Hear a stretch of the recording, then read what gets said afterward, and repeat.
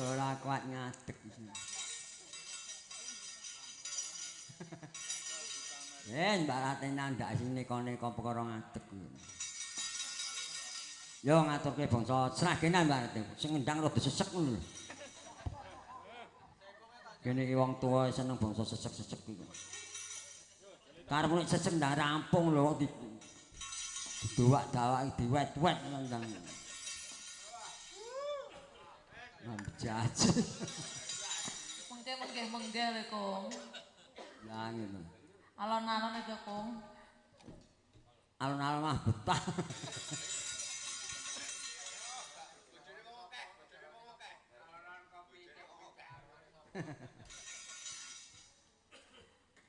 Mbah Teguh request. Bojone wong akeh. Oh, bojone wong akeh monggo pun manut. HP ra duwe kok request.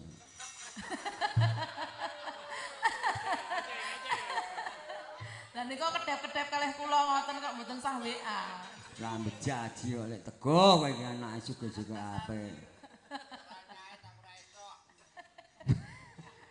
Jor arung ya ora awet rong dina ora sanduwe wae. Derajat kere tenan lek Teguh bang. Penting diparing awet umure ya lek Teguh kuwi jaman melu aku ngantek anak-anak cilik-cilik entek. Wis do gede-gede cuk melu ku mbok arep bareng karo dalang sapa mesti dibotke anakku lanang. Lek kuat iso ngeterke, wah lek kuat sing duwe lengganan ojekan lek Teguh. Nek ra ya dibayar to lek kuat. Kok gak mung diutang wae. Aku ya gumun kok lek kuat ya gelem-gelemen apa ya beres tenan aku ya.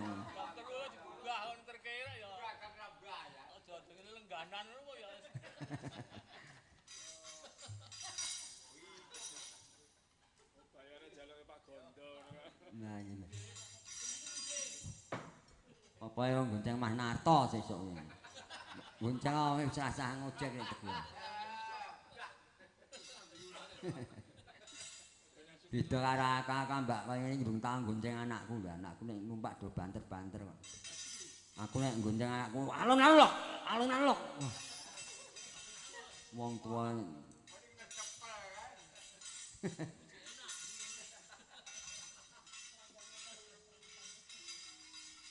ora bejaji kaya tuku mobil ora njo nyobe. Enjo ning nek lapangan nek.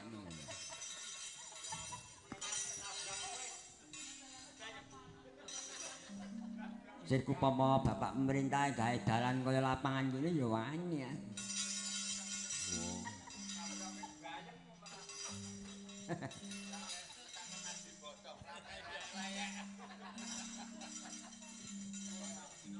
Saiki kabeh kanca kelaitan do menang karep nyangkring karo Mbak Ratih saiki. Mbak Ratih manuk sing kungkume betah manuk apa wis saiki. Kungkum mbok banyu betah. Apa ki? Manuk sing betah kungkum nek nggon banyu manuk apa lho. Menono to no. Kirangen. Manuk napa? Mboten ngertos. Lho. Manuke wong golek wedi ora. Manuke wong golek wedi dikom terus to kae to. Ya ora enjok no.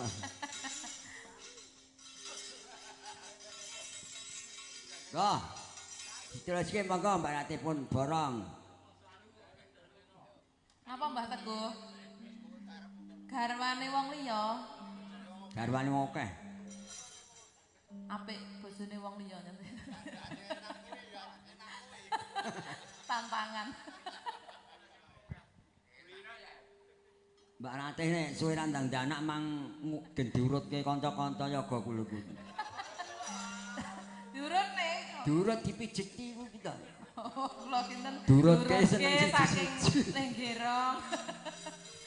Diurut kendaraan dipijeti diurut iki siji-siji cok.